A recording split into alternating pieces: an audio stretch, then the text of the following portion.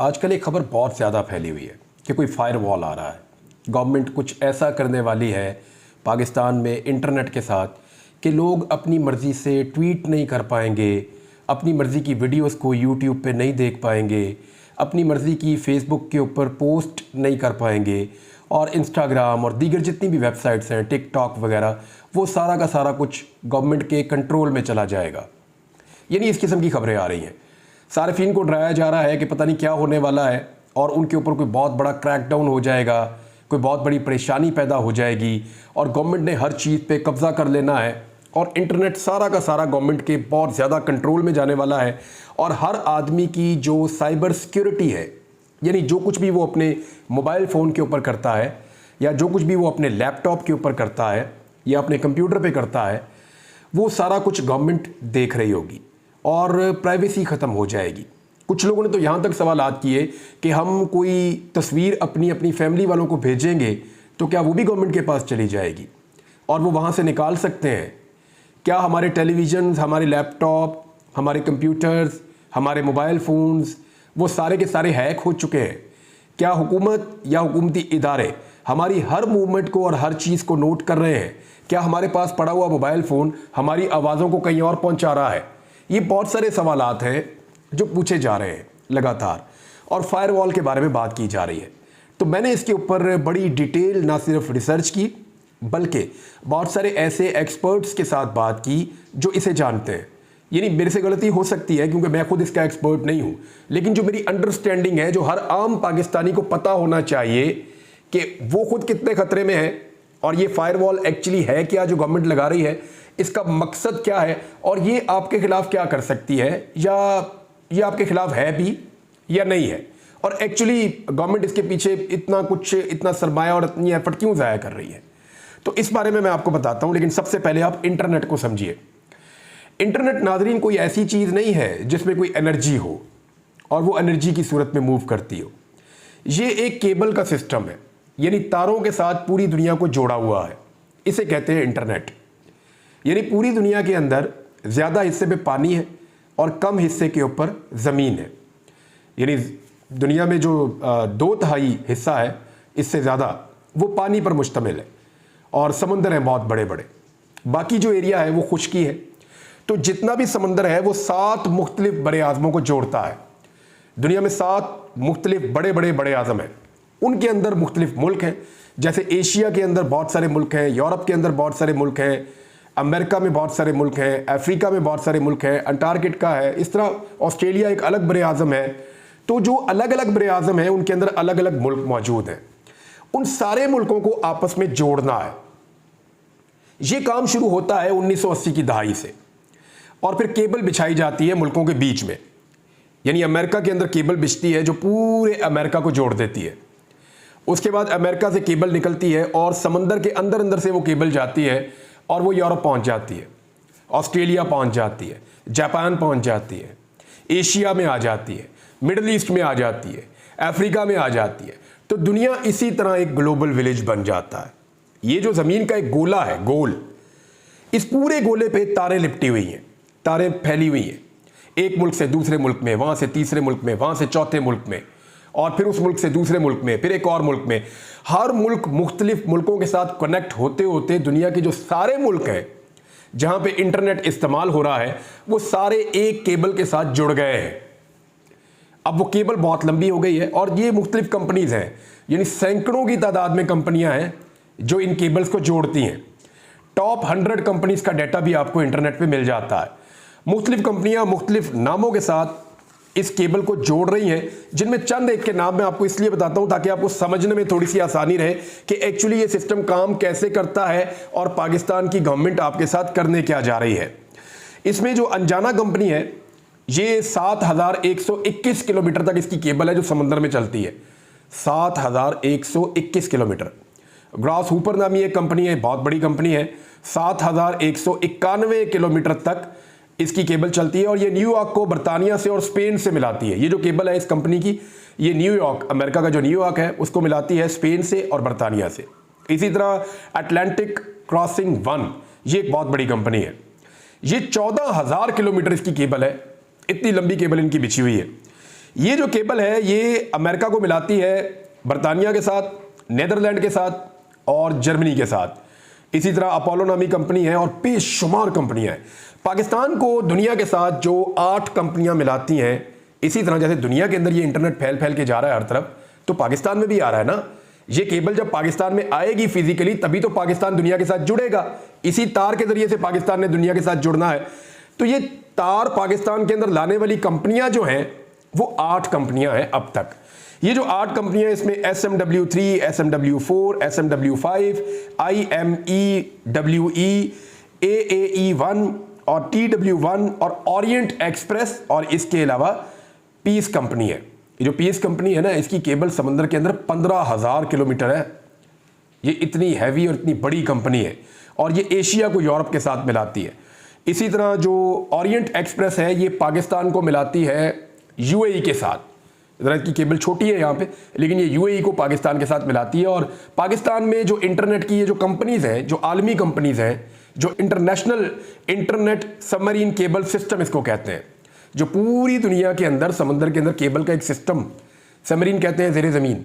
आपको आबदोज़ जो होती है आपकी एक सबमरीन जिसको आप कहते हैं, वो फाइटर किस्म का एक जहाज़ होता है जो ज़मीन के अंदर अंदर पानी के अंदर अंदर चलता है। तो इसी तरह इसे कहते हैं इंटरनेट सबमरीन केबल सिस्टम। ये बहुत सारे हैं। पाकिस्तान के लिए 8 सिस्टम काम कर रहे हैं, 8 कंपनियां जो पाकिस्तान के लिए काम कर रही हैं। मैंने आपको उनका नाम बताया। ये गवादर में और कराची में लैंड करती हैं सारी कंपनीज, कराची और गवादर में। वहां से पाकिस्तान को पाकिस्तान का इंटरनेट मिल जाता है। अब जब ये खुश्की में पहुंच जाती हैं केबलें, तो उसके बाद फिर ये 2 तरह से पूरे मुल्क के अंदर फैलाई जाती हैं। इंडिया में भी ऐसे ही हुआ, पाकिस्तान में भी ऐसे ही हुआ, अमेरिका में भी ऐसे ही हुआ, दुनिया के हर मुल्क में ऐसे ही हुआ है। एक तरीका यह है कि केबल के जरिए फिर केबल को आगे बढ़ाया जाता है, जगह जगह पहुंचाया जाता है। पाकिस्तान में PTCL इसकी अथॉरिटी है, तो वो हर जगह पे वो केबल पहुंचती है। मुख्तलिफ कंपनीज को आगे ऑर्डर दिए जाते हैं। जैसे पाकिस्तान में बहुत सारी कंपनीज हैं, उनके पास कॉन्ट्रैक्ट हैं, तो वो आगे आगे इंटरनेट पहुंचाती हैं। तो 2 तरह से जाता है, एक तो केबल के जरिए से जाता है, दूसरा टावर के जरिए से जाता है। तो ये जो आपका मोबाइल फोन है, इसके साथ तो कोई केबल नहीं लगी हुई, तो इसमें इंटरनेट कैसे आ रहा है? यानी मैं तो आपको ये कह रहा हूं ना कि जो इंटरनेट आपको मिलता है वो तार के जरिए से मिलता है। तो ये तो तार के बगैर इंटरनेट ले रहा है। तो ये तार के बगैर इंटरनेट इसलिए ले रहा है कि ये टावर से ले रहा है। तार आती है टावर तक, और जब टावर को तार लग जाती है तो टावर के ऊपर लगा हुआ था एक एंटीना। वो एंटीना पुरानी जो रेडियो वाली टेक्नोलॉजी है, पुरानी रेडियो वाली टेक्नोलॉजी से अपने आसपास सिग्नल्स भेजता है। उन्हीं सिग्नल्स को कैच करके हमारे मोबाइल फोन के अंदर इंटरनेट की फैसिलिटी आ जाती है। ये है जी टोटल कहानी इंटरनेट की। अगर आपके टावर अच्छे हैं और उनके ऊपर अच्छा सिस्टम लगा हुआ है, आपके रिसीवर भी अच्छे हैं, तो फिर आप 3G, 4G और 5G तक भी जा सकते हैं। तो जितने अच्छे सिस्टम होंगे टावर्स के, उतनी अच्छी आपकी टेक्नोलॉजी होगी इंटरनेट की। और केबल इंटरनेट इसीलिए कहते हैं वो सबसे बेहतर होता है कि वो डायरेक्टली आ रहा होता है आपके पास, वो किसी टावर के जरिए से नहीं आ रहा होता, और वो सारे मिलके इस्तेमाल नहीं कर रहे होते। उसमें आपके लिए डेडिकेटेड इंटरनेट आप अलग से भी ले सकते हैं, वैसे वो टावर से भी ले सकते हैं। बहरहाल ये है तरीका। पाकिस्तान में 8 कंपनीज इंटरनेट पहुंचाती हैं, वो गवर्नमेंट ऑफ पाकिस्तान को मिल जाता है, PTCL उसकी अथॉरिटी है। अब आ जाए इसको जरा इस तरफ रख दें कि पाकिस्तान में इंटरनेट पहुंचा कैसे। ये मैंने आपको बता दिया। इंटरनेशनल जो इंटरनेट है उसके अंदर जो इंटरनेशनली सारी चीज़ें इंटरनेट पे चलती हैं, उनमें फेसबुक, यूट्यूब, टिकटॉक, इंस्टाग्राम और ट्विटर, एक्स, ये सारी साइट्स उसके ऊपर, गूगल, ये सब कुछ उसके ऊपर मौजूद है। अब कुछ मुल्कों के अंदर ये चीज़ें नहीं चलती, कुछ मुल्कों के अंदर ये चीज़ें चलती हैं। तो जिन मुल्कों में ये चीज़ें नहीं चलती वहां रोकी कैसे जाती हैं, ये है बड़ा सवाल जो पाकिस्तान करने जा रहा है। तो इसका जवाब है एक फायरवॉल। फायरवॉल का लफ्ज़ कहां से बना ये मैं आपको बता देता हूं। पुराने दौर से ये चीज़ चल रही है कि बिल्डिंग्स के अंदर एक ऐसी दीवार बनाई जाती थी इमारतों के अंदर, जिसको फायरवॉल कहते थे। अगर इमारत के एक हिस्से में आग लग गई है, नॉर्मली जो किचन हैं उनके आसपास और ऐसे एरियाज जहाँ पे आग लगने का खदशा है, उनके आसपास फायरवॉल्स मौजूद होती थी। अगर उस एरिया में आग भड़क उठी है शॉर्ट सर्किट से या किसी और वजह से, तो वो आग बाकी बिल्डिंग में ना चली जाए, तो बीच में एक फायरवॉल होती थी, तो आग को रोकने के लिए। तो इसी कॉन्सेप्ट पे ये जो एक चीज़ है, इसका नाम रखा गया फायरवॉल। ये करती क्या है और ये कहाँ कहाँ इस्तेमाल होती है। मेरे पास ये जो एक कंप्यूटर सिस्टम मौजूद है, लैपटॉप, इस लैपटॉप में भी मैं फायरवॉल इंस्टॉल कर सकता हूँ। यानी मैं ऐसे फायरवॉल लगा सकता हूँ कि जो चीज़ें मैं चाहूँगा वो इस इंटरनेट में आएंगी और खुलेंगी इस कंप्यूटर में, और जो चीज़ें मैं नहीं चाहूँगा वो नहीं खुलेंगी। इसी तरह जो बड़ी बड़ी कंपनीज हैं वो फायरवॉल लगा देती हैं, यानी एक ऐसा सॉफ्टवेयर इंस्टॉल कर देती हैं अपने सिस्टम में कि वो जिन जिन चीज़ों को नहीं चाहते, जिन जिन वेबसाइट्स को नहीं चाहते, वो उनकी कंपनी के जो आगे सिस्टम पे बैठे हुए लोग काम कर रहे हैं वो उसमें काम नहीं करता। मिसाल के तौर पे हम जब एक्सप्रेस न्यूज़ में काम करते थे तो उस दौर में सबको बहुत शौक होता था फेसबुक को इस्तेमाल करने का। तो इदारे ने यह महसूस किया कि फेसबुक को इस्तेमाल करते करते हम बहुत सारा टाइम ज़ाया कर देते हैं, तो उन्होंने इसे रोकने के लिए जो इदारे का मेन सर्वर था जहां से इंटरनेट इदारे के अंदर दाखिल होता था, उस मेन सर्वर के ऊपर, उस मेन गेट के ऊपर एक फायरवॉल लगा दिया, सॉफ्टवेयर इंस्टॉल कर दिया। अच्छा, अब हम चाह के भी जैसे ही फेसबुक खोलते थे वो खुलता ही नहीं था, यानी वो पीछे से ब्लॉक हो गया था। फिर हम वीडियो गेम्स खेलते थे बाद औक़ात इसके अंदर, तो उन्होंने उसको भी ब्लॉक कर दिया। अब ये ब्लॉक करने का तरीका क्या होता है? हर एक चीज़ का एक आईपी एड्रेस होता है, यानी मैं आपको सिंप्लीफाई करूं तो वो ऐसे है कि जैसे फेसबुक का नाम तो फेसबुक है, लेकिन उसका अपना एक आईपी एड्रेस है जो डिजिट्स के अंदर बनेगा। वो कुछ भी हो सकता है, 1257889 डॉट फलां फलां फलां ये करके पूरा वो एक बड़ा लंबा सा वो होता है। क्योंकि उसको हम याद नहीं कर सकते तो फेसबुक याद करना हमारे लिए बड़ा आसान है। इसी तरह यूट्यूब जो है उसका भी अपना एक आईपी है, इसी तरह ट्विटर का भी अपना एक आईपी है। तो हर वेबसाइट का या हर एप्लीकेशन का अपना एक आईपी होता है, और ये बहुत करोड़ों अरबों की तादाद में होते हैं। तो इन आईपीज़ को जब ब्लॉक कर दिया जाता है, मुख्तलिफ तरीकों से ब्लॉक कर सकते हैं, यानी जो इस वक्त फायरवॉल्स के पास जो सहूलतें मौजूद हैं उसमें ज़्यादातर आईपी एड्रेस के ज़रिए से रोका जाता है, ब्लॉक कर देते हैं, या डोमेन के ऊपर ब्लॉक कर देते हैं, या प्रोटोकॉल्स पे, प्रोग्राम्स पे, पोर्ट्स पे भी, और बहुत जदीद कोई हो तो कीवर्ड्स के ऊपर, लेकिन ये ब्लॉक हो जाते हैं। यानी चाइना चाहता है कि उसके मुल्क के अंदर यूट्यूब और फेसबुक ना चले, तो चाइना ने अपने मुल्क के अंदर जो इंटरनेट आ रहा है, जो पूरी दुनिया के साथ जोड़ रहा है चाइना को, उस इंटरनेट के ऊपर एक हार्डवेयर का सिस्टम लगाया बहुत बड़ा, और उसके अंदर सॉफ्टवेयर डाल दिए फायरवॉल वाले। अब जो भी चीज़ें चाइना नहीं चाहता कि चाइना के अंदर दाखिल हों, चाइना की फायरवॉल उसको रोक देती है। ये जो सॉफ्टवेयर की बनी हुई फायरवॉल है वो उसको रोक देती है। तो चाइना के अंदर कानूनी तौर पे जो फायरवॉल है वो फेसबुक को भी रोक देती है, वो यूट्यूब को भी रोक देती है, वो उन तमाम वेबसाइट्स को रोक देती है जिसको वो नहीं चाहते कि वो चाइना के अंदर दाखिल हो। अमेरिका भी ऐसा ही कुछ करता है, उन्होंने वहाँ पे टिकटॉक के लिए प्रॉब्लम क्रिएट की थी। इसी तरह से रशिया भी ये करता है, इसी तरह से ये काम जो है वो कोरिया भी करता है। यानी आप अगर चले जाएं गल्फ़ के ममालिक में, आप चले जाएं सऊदी अरब में, आप चले जाएं यूएई में, तो वहाँ पे आप व्हाट्सएप इस्तेमाल नहीं कर सकते। आप व्हाट्सएप कॉल करते हैं, आपकी होती नहीं, आप कोशिश करते हैं, वो कॉल आपकी कनेक्ट ही नहीं होती, क्योंकि उन्होंने अपनी जो फायरवॉल लगाई हुई है उसके ऊपर उन्होंने व्हाट्सएप को ब्लॉक किया हुआ है, तो आप व्हाट्सएप वहाँ पे यूज़ नहीं कर सकते। इसी तरह जो पाकिस्तान ने अपनी फायरवॉल लगाई है, पाकिस्तान किसी वेबसाइट को, किसी साइट को, किसी डोमेन को या किसी भी एप्लीकेशन को या तो रोक सकता है या स्लो कर सकता है, ये कर सकता है। यानी पाकिस्तान अगर चाहे कि यूट्यूब को नहीं दिखाना पाकिस्तान में तो उसको ब्लॉक कर सकता है, फेसबुक को नहीं दिखाना या ट्विटर को नहीं दिखाना तो ब्लॉक कर सकता है। ऑलरेडी ट्विटर आपके यहाँ पे ब्लॉक है। लेकिन अब जो फायरवॉल लग रही है ये तो पाकिस्तान ने पहले भी किया, ट्विटर पाकिस्तान में ब्लॉक है, लोग वीपीएन के ऊपर इस्तेमाल कर रहे हैं। अच्छा, ये ब्लॉकेज होती क्या है पहले आप ये देख लें। मिसाल के तौर पे एक सड़क जा रही है सीधी, उस सड़क के ऊपर आप पुलिस का नाका लगा दें, अब जो भी जाएगा उसमें से गुजर के जाएगा। पुलिस जिसको चाहेगी गुजरने देगी और जिसको नहीं चाहेगी उसको गुजरने नहीं देगी। ये है जी वो फिल्टर जिसको आप फायरवॉल कहते हैं। लेकिन मजे की बात यह है कि इसी सड़क के साथ एक कच्चा रास्ता भी जा रहा है और उसे आप कहते हैं वीपीएन। अगर आपको पुलिस गुजरने नहीं दे रही तो आप वीपीएन इस्तेमाल कर सकते हैं, और वीपीएन के आपका वज़ीर आज़म कर रहा है। वैसे पाकिस्तान में तो गैर कानूनी नहीं है, क्योंकि वज़ीर आज़म पाकिस्तान, वज़ीर आला पंजाब और बड़े बड़े लोग पाकिस्तान में ओहदों पे बैठे हुए वीपीएन को इस्तेमाल कर रहे हैं। लिहाजा पाकिस्तान में वीपीएन कोई अजीब बात नहीं है, दुनिया भर में कर रहे हैं। जो लोग यूएई में मौजूद हैं, आप उन्हें अभी व्हाट्सएप कॉल करना चाहते हैं तो उनको आप एक मैसेज कीजिए कि वो वीपीएन ऑन कर दें। जैसे ही वीपीएन ऑन करेंगे आप उन पर वीडियो कॉल करें, व्हाट्सएप पे या ऑडियो कॉल करें, कोई प्रॉब्लम नहीं होगा। तो जो दुनिया के जदीद तरीन फायरवॉल सिस्टम है वो भी अभी तक पूरी तरह कंट्रोल नहीं कर पाए। चाइना में लोग तमाम किस्म की चीज़ें इस्तेमाल करते हैं और यूएई में भी करते हैं। दुनिया के तमाम ममालिक में बैठे हुए लोग वीपीएन के ज़रिए से तमाम वेबसाइट्स तक और तमाम चीज़ों तक रसाई हासिल करते हैं। बड़ा सवाल यह है कि क्या हुकूमत चाहे तो किसी एक ट्विटर अकाउंट को ब्लॉक कर सकती है या उसकी रीच कम कर सकती है? तो जवाब है नहीं कर सकती, क्योंकि ट्विटर का जो सारिफ है एक आम आदमी और ट्विटर, ये मुआहदा उसके बीच में है और जो सारे कोड्स हैं वो उनके पास हैं।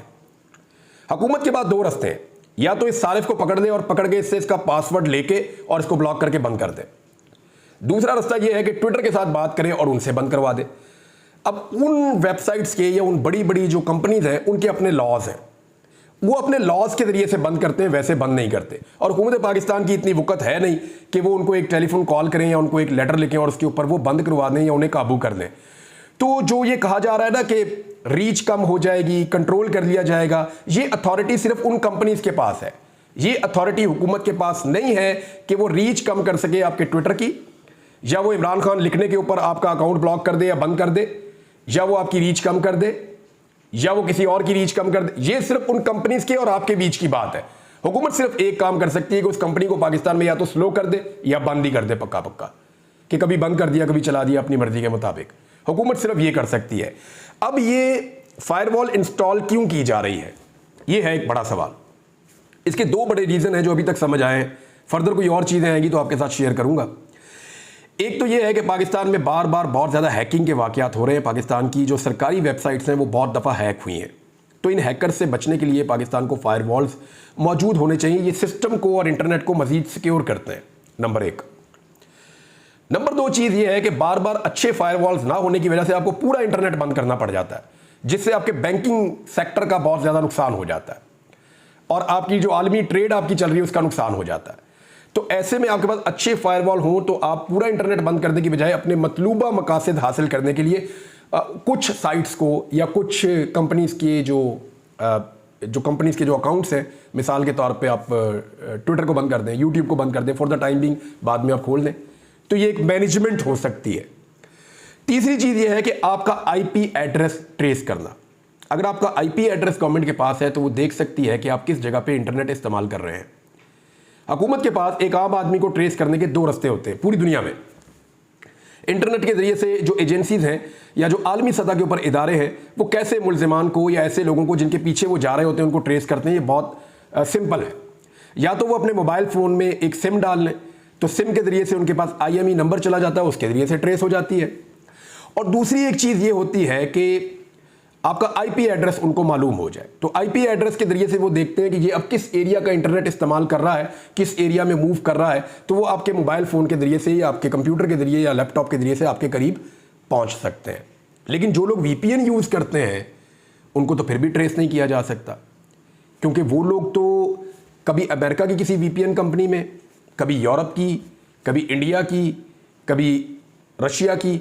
तो पाकिस्तान की गवर्नमेंट या कोई भी किसी भी मुल्क की गवर्नमेंट जब उनको ट्रेस करना चाहती है तो फिर बड़ा मुश्किल हो जाता है। और वहां पे उस VPN कंपनी से रब्ता करके उनसे रियल IP लेना, ये भी एक मुश्किल काम है। लेकिन फर्ज करें अगर रियल IP ले भी लिया जाए तो बाद औक़ात ये होता है कि कनेक्ट करके डिस्कनेक्ट करें तो IP चेंज हो जाती है, फिर बंदा अप्रोच से बाहर हो जाता है। तो ये बहुत मुश्किल और बहुत हैवी काम है। अभी तक जो सॉफ्टवेयर की साइंस है वो वहां तक नहीं पहुंची। जिस किस्म के दावे सोशल मीडिया पे आ रहे हैं, मेरे ख्याल में ये कोई उतनी बड़ी चीज़ नहीं है जितनी लोग समझ रहे हैं। ये सिर्फ एक एडवांसमेंट है और एक पॉजिटिव चीज़ है। इसमें नेगेटिव पहलू भी होंगे। हुकूमतें इस्तेमाल करती हैं ऐसी चीज़ों को अपने फ़ायदे के लिए, अपने मुखालिफिन को दबाने के लिए। फेक न्यूज़ के नाम के ऊपर या प्रोपेगेंडा के नाम के ऊपर लोगों को पकड़ना, उनको दबाना, ये दुनिया भर की हुकूमतें करती हैं। और ख़ास तौर पर जहाँ पर जमहूरियत नहीं होती या जहाँ पर जमहूरियत कमज़ोर होती है, तो इसके असरात तो होते हैं। लेकिन वो चीज़ जो सोशल मीडिया पे आ रही है ये उतना बड़ा डेंजर नहीं है अब तक जो मुझे समझ आई है इसकी।